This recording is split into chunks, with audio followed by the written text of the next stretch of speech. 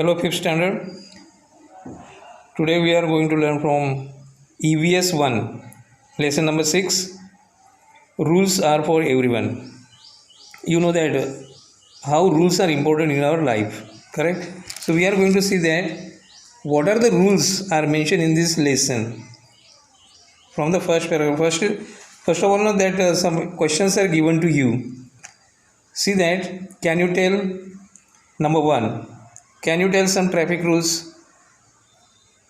First question is asked to you and what is that? तुम traffic rules कुछ जो traffic rules तुमको मालूम है उसके बारे में बता सकते हो क्या? नंबर 2 है give reasons why we should obey this rules. Second one है कि तुमको रीज़न देना है कि ये ट्रैफिक रूल्स हमको क्यों फॉलो करना चाहिए. नंबर 3 है कि which one of this rules do you feel needs to be change. और तुम्हें क्या लगता है कि ये कौन से इसमें से रूल्स को चेंज करना चाहिए. नंबर 4 है when what other rules do you think are needed for better discipline in traffic. और अकॉर्डिंग टू यू कि तुम्हारे हिसाब से कौन से ऐसे रूल्स है होने चाहिए ट्रैफिक रूल्स जो बहुत ही अच्छे हैं और रिक्वायर्ड है. Now look, we follow traffic rules so that traffic moves smoothly in the same way, and there are rules of social life that tells us what each person should be doing. Rules need to be made to specify each person's duties and responsibilities. If we follow the rules, our day-to-day life becomes disciplined. We can work more efficiently. In this para, it is clearly told कि ये traffic rules क्यों हमको पालना चाहिए, उनको क्यों follow करना चाहिए. क्योंकि अगर हमने ट्रैफिक रूल्स को फॉलो किया तो जो ट्रैफिक है वो कैसे रहेगी, स्मूथली जाएगी यानी without accident. Understand it is look how important it is to follow the traffic rules. अगर हमने ट्रैफिक रूल्स का एग्जैक्टली किया, फॉलो किया तो क्या होगा, हमारा लाइफ बचेगा, हमारा एक्सीडेंट से हम बचेंगे. इसलिए ये इनको फॉलो करना बहुत ज़रूरी है. दूसरी बात है सोशल लाइफ में भी ऐसे रूल्स है जैसे ट्रैफिक रूल्स में कि हमको कैसा रहना चाहिए कम्युनिटी में, सोसाइटी में, लोगों के साथ में. ये रूल्स है और ये रूल्स हमको बताते हैं कि एवरी पर्सन जो सोसाइटी में है उसकी ड्यूटी क्या है और उसकी रिस्पॉन्सिबिलिटी क्या है. जैसे कि सबको मालूम है कि लेफ़्ट साइड से चलना चाहिए, राइट. गार्बेज जो है वो डस्टबिन में ही डालना चाहिए और रोड पर स्पीड नहीं करना चाहिए, थूकना नहीं चाहिए, यानी बहुत से ऐसे जो गंदगी नहीं फैलनी चाहिए. These are the rules. Okay, तो ये हमारी रिस्पॉन्सिबिलिटी होती है कि इनको फॉलो करो, क्योंकि अगर हमने इनको फॉलो किया तो हमारी लाइफ कैसे बनेगी, डिसिप्लिन हो जाएगी एकदम, और हम भी क्लीन रहेंगे और everything will be clean and good. Okay, next, rules are meant for everybody. They apply equally to all. No one is above the rules. Disobeying the rules leads to punishment. There is no discrimination in punishments for breaking the rules. In this way, equality is the basis of rules. Now, rules ये कोई particular लोगों के लिए नहीं है, हर एक के लिए है, जो भी सोसाइटी में एवरी पर्सन के लिए है. अंडरस्टैंड. और ये सबके लिए बराबर है, इसमें कोई डिस्क्रिमिनेशन नहीं. डिस्क्रिमिनेशन भेदभाव नहीं होता है कि वो रिच पीपल के लिए डिफरेंट रूल्स है और पुअर पीपल के लिए डिफरेंट है, ऐसा कुछ भी नहीं है. सबके लिए सेम रूल है. और अगर उनको डिसओबे किया यानी उनको फॉलो नहीं किया तो उसके लिए पनिशमेंट है, और वो पनिशमेंट भी सेम दी जाती है, वो पुअर हो कि रिच हो, उसमें कोई डिस्क्रिमिनेशन नहीं, कोई भेदभाव नहीं. और क्योंकि ये जो रूल्स का फॉलो करने का जो प्रोसेस है, जो फॉलो करने का जो ये है, वो इक्वलिटी की इसका बेसिस है. अंडरस्टैंड कि इक्वलिटी यानी समानता, सबको समान रूल और सबको समान पनिशमेंट भी अगर उसको डिसओबे किया तो. Next, now changes in rules for the society.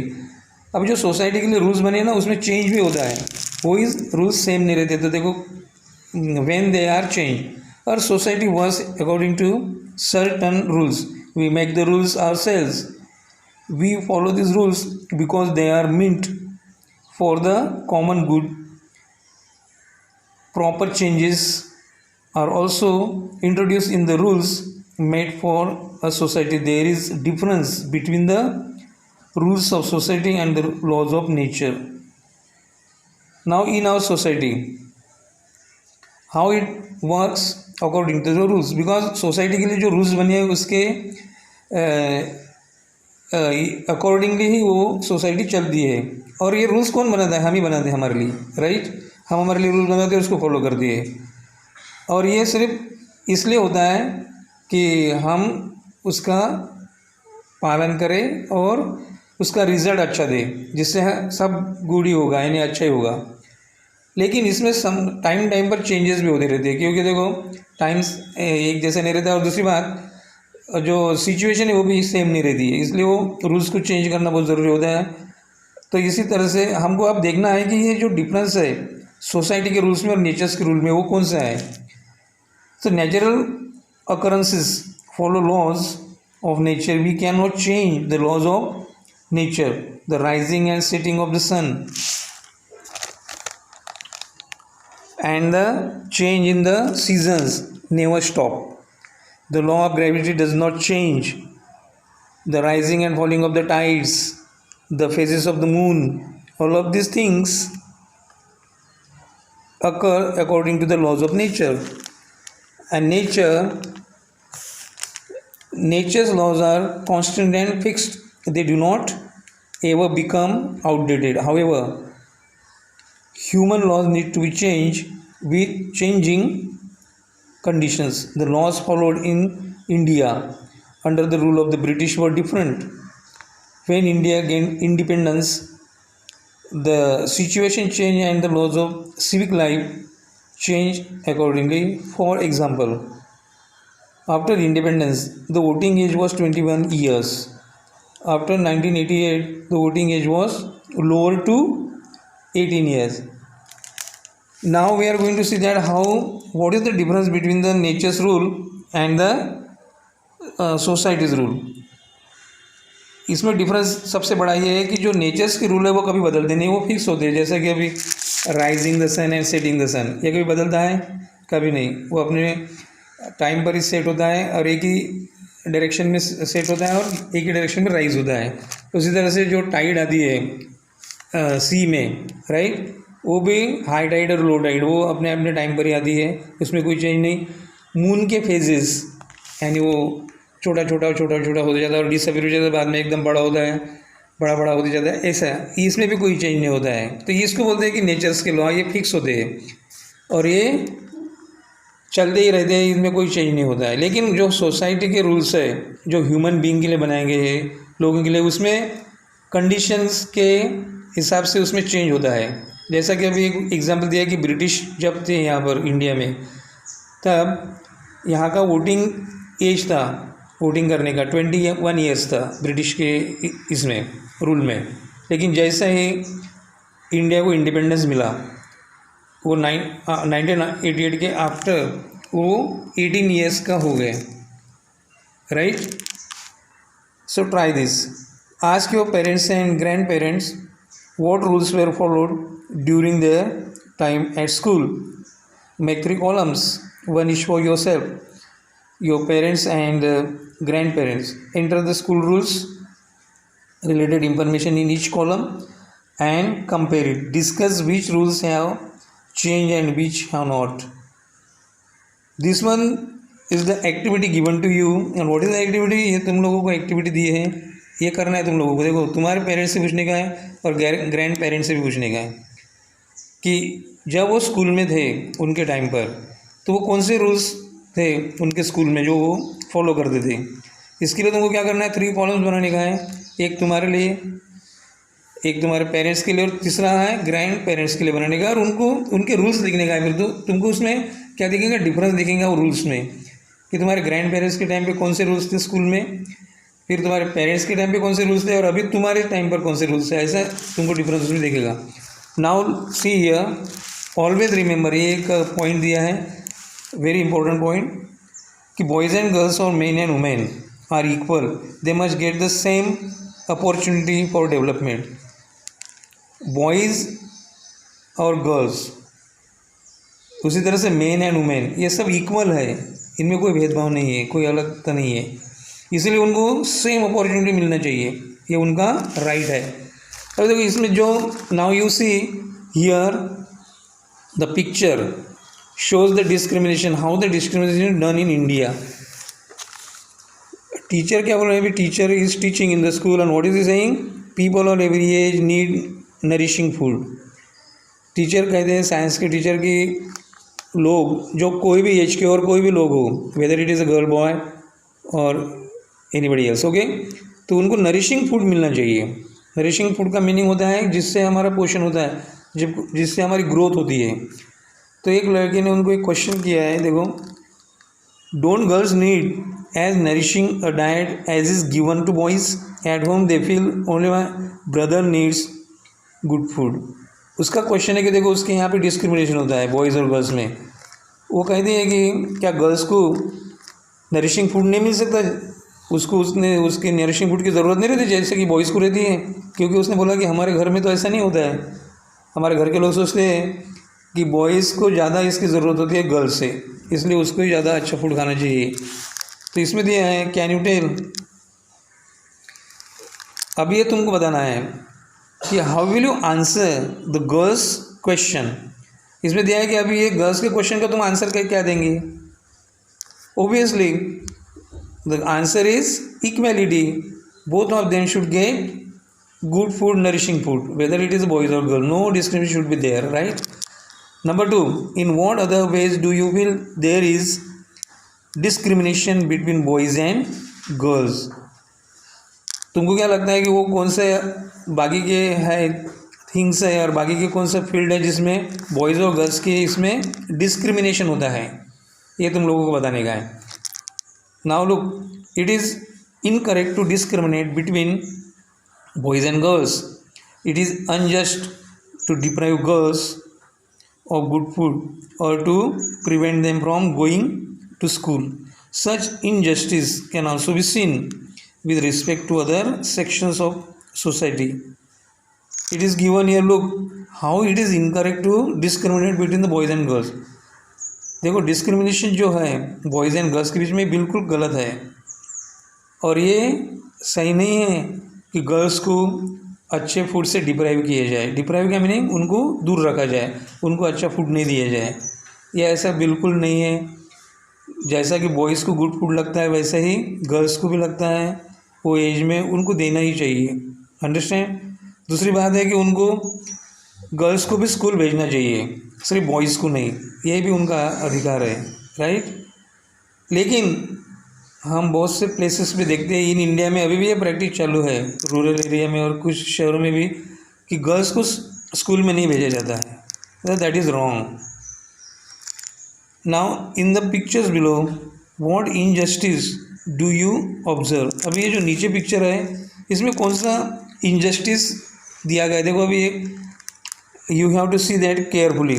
Look this dialogue, one person is sitting down which is looking very poor, okay, and one is sitting there, okay, and he is looking very rich, correct, he is a money lender in fact. Look their dialogue, that poor person is telling, I have written all your money, how can I still be in your debt. वो poor person वो rich person को पूछता है कि देखो मैंने तुम्हारा सबका सब पैसा दे दिया है, फिर भी मेरे पर तुम्हारा कर्जा अभी भी कैसा है, मैं अभी भी कर्जदार कैसा हूँ जबकि मैंने तुम्हारा पैसा दिया। देखो ये इनजस्टिस है, क्योंकि मनी लेंडर क्या करते हैं, what they do, they just charge extra interest on the money they give to others, correct. So this is wrong, ये बहुत ही बैड प्रैक्टिस है, ईवल प्रैक्टिस है। इसके कारण वो गरीब ही रहता है, वो कभी ऊपर नहीं आ सकता, क्योंकि वो तो उसका कर्जा देते देते ही ख़त्म हो जाएगा, लेकिन उसका कर्जा ख़त्म नहीं होगा। ऐसा इन्होंने सिस्टम बना के रखी है जो रिच पीपल है, तो ये इनजस्टिस है। दूसरा इनजस्टिस इसमें देखा है, दूसरे पिक्चर में देखो, one woman is standing talking on the phone, she is looking a land lady, and other woman who is looking poor sitting down and scrubbing the utensils. यानी दो वुमेन इसमें बताया गया। देखो उसमें क्या फ़र्क है कि एक वुमेन रिच है जो स्टैंडिंग है, फ़ोन लेकर बात कर रही है, जो नीचे बैठी है वो एक क्या है, सर्वेंट है, घर का काम करने वाली। तो देखो क्या पूछती है वो, share dialogue. Even though I work without a single holiday in a month, why do you pay me so little. उसका क्वेश्चन है ये रिच लेडी को कि देखो मैं एक भी हॉलीडे लेती नहीं हूँ और घर का काम करते रहती हूँ एवरीडे आकर, लेकिन फिर भी मुझे तुम इतना कम क्यों पे करती हो। This is also discrimination in fact, people do that evil practices. ये बहुत ही बुरी बात है और नॉट गुड थिंग दैट कि तुम लोग उन ऐसे लोगों से काम लेते हो, ज़्यादा घर का काम करने लगाते हो और उनको पेमेंट देते हो तो इतना छोटा कि वो कुछ भी नहीं कर सकते। That is injustice. तो ये इनजस्टिस इसमें दिखाया गया है, तो ये करेक्ट नहीं है। Next paragraph we are going to see that now. First of all, we have to see this one. Okay, we did not see that. So rules have to be made to ensure that no injustice is done. इसमें क्या दिया है कि जो rules बनाए हैं ना, ये किस लिए बने हैं कि इनजस्टिस होना नहीं चाहिए, लेकिन हमने देखा कि अभी इनजस्टिस कैसा होता है। कैन यू टेल, अभी तुम लोगों को बताने का है। A list of rules is given below, each rule has a specific purpose, some rules have more than one purpose. Discuss each rule in class under the heading this is what I think, note down your opinions. इसमें जो rules बने हैं, इसमें दिए हैं rules नीचे, और इसमें क्या करने का है कि वो स्पेसिफिक रूल्स है और एक डिफरेंट पर्पस के लिए दिए गए हैं। करेक्ट। सो उसका जो तुमको डिस्कशन करना है तो हम देखेंगे कि वो क्या है in fact. Number 1, prohibition against loud speakers in public places after 10 o'clock at night. सबसे पहला रूल है ये सोसाइटी के लिए, सब लोगों के लिए, कि नाइट के टाइम पर, रात में 10 बजे के बाद में लाउड स्पीकर बजना नहीं चाहिए। Okay, this is the rule. Number 2 है free primary education for boys and girls. दूसरा है कि जो स्कूल्स है, जो गवर्नमेंट स्कूल्स है, उसमें बॉयज़ और गर्ल्स को प्राइमरी एजुकेशन तक फ्री देना चाहिए। नंबर 3 है prohibition against dumping garbage in the river. दूसरा है कि रिवर में गार्बेज कभी भी नहीं डालना चाहिए। अंडरस्टैंड, वो बहुत, उससे क्या हो जाता है कि वो पीने का पानी पोल्यूट हो जाता है। Number 4 protection against domestic violence for women. दूसरा है कि जो वुमेन है उनके ऊपर घर पर अत्याचार होता है, जो मदर इन लॉ कर दे या फिर हस्बैंड कर दे या फादर इन लॉ कर दे या फिर sister in law, right no. So it must be stop. या ऐसा नहीं होना चाहिए उनको मारना पीटना या फिर डाउरी के लिए उनको टॉर्चर करना, दैट इज़ रॉन्ग। इसके लिए भी रूल्स बने हैं। Number 5 ban on child labour, कि जो चाइल्ड लेबर है, जो छोटे बच्चे वो काम नहीं कर सकते जो शॉप्स में या कमर्शियल प्लेसेस में, उसके ऊपर बैन है। नंबर 6 है ban on felling trees, hunting and poaching. Number 6 पे है कि ट्रीज़ को काटना मना है। दूसरी बात, जानवरों का शिकार करना, अवैध रूप से उनको मारना, ये भी बैन है। So these are the rules. Now we follow many customs and traditions in our lives. We follow these traditions by observing our mother, father, grandparents and other relatives. There are several good customs and traditions in our society. We celebrate festivals together. We welcome guests who visit us and are hospitable to them. Many of our customs enable us to maintain the balance of nature. We express our love and gratitude towards animals. The values of non-violence and peace have been a part of our social life since ancient times. इसमें के rules देखेंगे हम, देखो उसमें क्या है कि हम बहुत से कस्टम्स और ट्रेडिशंस फॉलो करते हैं जो हमारे मदर फादर ने बताए हुए या फिर ग्रैंड पेरेंट्स ने बताए हुए। सोसाइटी में जो ट्रेडिशनल कस्टम्स रहते हैं उनको हम उनका देखकर फॉलो करते हैं क्योंकि वो करते रहते हैं, राइट। तो कुछ अच्छे नहीं है उसमें से, तो हमको छोड़ देना है जो अच्छे नहीं है सोसाइटी के लिए, लेकिन जो बहुत से अच्छे भी हैं तो उनको फॉलो करना ही चाहिए। जैसे कि हम गेस्ट को वेलकम करते हैं घर पर, उसका ये करते हैं, आदरातिथ्य करते हैं, राइट ना, उनको खाना पीना देकर, राइट। उसी तरह से ये जो कस्टम्स है कुछ कुछ जो सोसाइटी में बहुत अच्छे हैं, उससे नेचर का बैलेंस रहता है, क्योंकि हमारा लव और ग्रेटिट्यूड कुछ एनिमल्स के बारे में ये करते हैं, एक्सप्रेस करते हैं। जैसा उनका फेस्टिवल हम सेलिब्रेट करते हैं, करेक्ट नो, जैसे एनिमल के फेस्टिवल होते हैं, तो उस टाइम पे हम उनको बहुत उनकी सेवा करते हैं, करेक्ट। उसके बाद में नॉन वायलेंस का हमारा वैल्यू है, उसके बाद में पीस है, उसके बारे में हम क्या करते हैं, प्रैक्टिस करते हैं। ये अच्छे कस्टम्स है और ये हमको क्या करते हैं, हमारे सोशल लाइफ में है बहुत पहले से, तो हमको उनको फॉलो करना है जो अच्छे कस्टम्स है। अभी देखो, even so there are some traditions and customs that are not desirable, they are not beneficial for a society. For example, caste distinction. Because of this, a divide has been created in society. It has given rise to inequality. Untouchability was on inhuman and unjust custom. The Constitution of independent India abolished the customs of untouchability. Now look here, but some customs and traditions are very bad, very evil for the society. If they are followed, so we shall be destroyed. हमको ख़त्म कर देंगे अगर हम उनको follow करेंगे, because they are very harmful to us. And what are those, देखो कुछ इसमें दिया है कि कास्ट डिस्टिंक्शन है, यानी जो कास्ट सिस्टम है इंडिया में वो बहुत ही रॉन्ग है। दूसरी बात है कि अनटचेबिलिटी, यानी जो उनको टच नहीं करना किन किन किन पर्टिकुलर कास्ट के लोगों को, that is also very bad. अरे we are Indian, so we are one, we are citizen of India means what, we are one. So लोग दिस कस्टम्स को पालना नहीं है, उनको बैन करना है, okay. So I gave you, this is okay now.